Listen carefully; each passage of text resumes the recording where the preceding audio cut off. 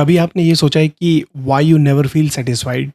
ऐसा क्यों होता है कि कोई ड्रीम हाउस है, कोई ड्रीम कार है, कोई ड्रीम जॉब है, उसको अचीव करने के बाद उसकी जो हैप्पीनेस है वो थोड़े से मोमेंट के लिए रहती है। उसके बाद वो हैप्पीनेस गायब हो जाती है। फिर हमें कोई और चीज़ चाहिए होती है। और जनरली आप लोगों को बोलते हुए सुनोगे कि हमें प्रेज़ेंट मोमेंट में रहना चाहिए, ज़्यादा से ज़्यादा, ठीक है? और उसी से हैप्पीनेस आएगी। प्रेज़ेंट मोमेंट में जो चीज़ें हैं उनको देखो और उनकी इम्पोर्टेंस को समझो और आपको उससे हैप्पीनेस मिलेगी। ये बात पूरी तरह से एक्चुअली में गलत नहीं है। देखो, जनरली फ्यूचर में देखना गलत नहीं होता, वो आपकी गलती नहीं है। इसी तरह से आपका ब्रेन इवॉल्व हुआ है। देखो, हमारे ब्रेन में एक हार्मोन होता है जिसका नाम होता है डोपामिन, ठीक है? वो डोपामिन तभी रिलीज़ होता है जब हमें फ्यूचर प्रेडिक्शन में एक होप दिखती है। इसी वजह से उसे होप हार्मोन भी बोलते हैं। वो आप फ्यूचर की पॉसिबिलिटी, फ्यूचर की होप इस पे काम करता है।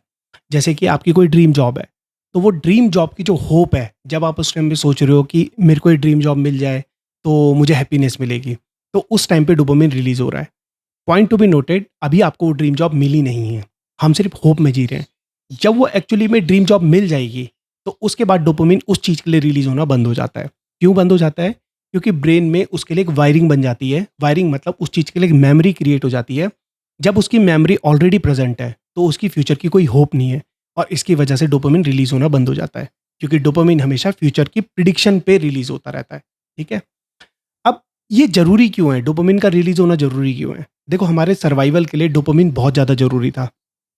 डोपामिन वो हार्मोन है जो फ्यूचर की फ़ॉरकास्ट करता था कि कल अगर मेरे पे फूड नहीं होगा तो मैं कैसे जीऊँगा? तो इसी वजह से मैं आज चीज़ों को ज़्यादा सीरियसली लेने लग जाता हूँ। किसी भी पॉसिबिलिटी को मैं छोड़ता नहीं हूँ। क्यों? क्योंकि मैं फ्यूचर में बार-बार देखता जा रहा हूँ। इसी वजह से जो फ्यूचर में देखना होता है, वो सर्वाइवल के थ्रू हमारे ब्रेन में बहुत अच्छे तरीके से डेवलप हुआ है। तो फ्यूचर में देखना कोई बुरी बात नहीं होती। फ्यूचर में फ़ॉरकास्ट करना कोई बुरी बात नहीं होती। ठीक है? क्योंकि वो नेचुरली ही हम करते जा रहे हैं, वो सर्वाइवल के थ्रू हमारे ब्रेन में इसी तरह से सर्किटरी बनी हुई है। अब जैसे मैं आपको इसके पीछे ना कहानी बनाता हूँ। देखो, ये दोनों चीज़ें ना बिल्कुल फ़िलॉसफ़ी के उससे भी मतलब पर्टिकुलरली रिलेटेड हैं। आपने सिसिफस की कहानी सुनी होगी, जिसका नाम है द मिथ ऑफ सिसिफस। तो सिसिफस क्या था? ग्रीक मैथोलॉजी में एक राजा था। तो उसने धरती पे ना बहुत आतंक मचाया था। तो जब उसने धरती पे आतंक मचाया था, तो गॉड्स को खुद धरती पे आना पड़ा था। तो जब गॉड्स धरती पे आए थे, तो उन्होंने सिसिफस को एक श्राप दिया था। वो श्राप ये था कि एक बहुत बड़ी ये हिल है, बहुत ऊँची, ठीक है? और उस हिल की चोटी तक सिसिफस को एक बहुत बड़ी चट्टान को अपने हाथ में लेके ऊपर तक चढ़ना है। और जैसे ही वो ऊपर तक चढ़ेगा, वो जो पत्थर वो अपने हाथ में लेके जा रहा है, वो लुढ़क के नीचे आ जाएगा। अब सिसिफस को दोबारा नीचे आना है और नीचे आके दोबारा उस चट्टान को उठा के ऊपर तक चोटी तक ले जाना है। और ये चीज़ वो इटर्निटी तक करता रहेगा, यही उसका श्राप था। तो इस कहानी में अगर आप देखोगे ना, जो सिसिफस है, सिसिफस जब नीचे है, तो नीचे से वो चट्टान को अपने सर पे उठा के वो अपने हाथों से पूरा चोटी तक ले जा रहा है। लेकिन जैसे ही वो उसको चोटी में ले जा रहा है, तो चोटी में ले जाके वो चट्टान अपने आप ही लुढ़क के नीचे आ जा रही है। अब सिसिफस को नीचे आना है और नीचे आके दोबारा उस चट्टान को उठाना है और दोबारा यही करना है। तो इसमें आप देखोगे सिर्फ़ एक पर्टिकुलर पॉइंट पे सिसिफस के हाथ में चट्टान नहीं है। कब? जब वो चोटी पे पहुँच जाता है। पहुँच जाता है, तो पहुँचने के बाद वो चट्टान दोबारा नीचे आ जाती है। तो वो उस टाइम पे जब डाउनहिल आ रहा होता है, तो उस टाइम पे उसके हाथ में कुछ नहीं होता। केवल एक वही मोमेंट होता है जिस टाइम पे वो अपनी लाइफ़ को एन्जॉय कर सकता है। मीन्स उस टाइम पे उसके हाथ में कोई बोझ नहीं है। तो हमारी लाइफ़ भी ना अगर डोपामाइन के थ्रू देखोगे तो यही है। हम फ्यूचर की एक फ़ॉरकास्ट करते हैं कि एक ड्रीम जॉब चाहिए या एक ड्रीम हाउस चाहिए। वो फ़ॉरकास्ट के लिए हम काम करते रहते हैं, मेहनत करते रहते हैं। वही हमारी सिसिफस की ज़िंदगी कि हम ऊपर चढ़ने के लिए ट्राई कर रहे हैं। और जैसे ही हम उस चीज़ को अचीव कर लेते हैं, तो अचीव करने के बाद थोड़े मोमेंट की हैप्पीनेस हमें भी मिलती है, जैसे सिसिफस को नीचे आते हुए मिलती है।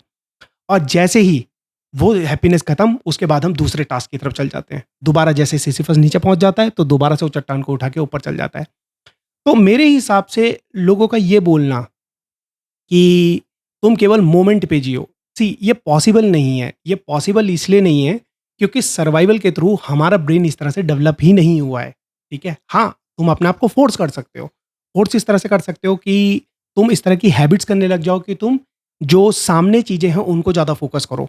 तो मेबी आपका ब्रेन धीरे-धीरे उन चीज़ों को फ़ोकस करने लग जाएगा जो आपके सामने है, बजाए कि फ्यूचर को देखते-देखते। क्योंकि फ्यूचर को देखते हुए चिंता भी आती है, तो खुशी भी आती है, राइट? अगर अच्छी चीज़ की खुशी आ रही है कि भई ये एग्ज़ाम क्रैक हो जाएगा, ये ऐसा हो जाएगा, वैसा हो जाएगा, तो तुम्हें अच्छा भी लगेगा। और अगर तुम्हें ऐसा है कि नहीं हो पाएगा तो तुम्हें बुरा भी लगेगा। तो जो डोपामिन का रिलीज है वो हमारी बॉडी के लिए ऑटोमेटिक सिनेरियो है, वो हम फोर्स नहीं कर सकते, वो बॉडी ऑटोमेटिकली करती है। तो future prediction is not bad, वो करनी चाहिए, और प्रेजेंट मोमेंट पे भी फोकस करना सही है मेरे हिसाब से। तो आपकी क्या राय है, आप बता सकते हैं। Thank you.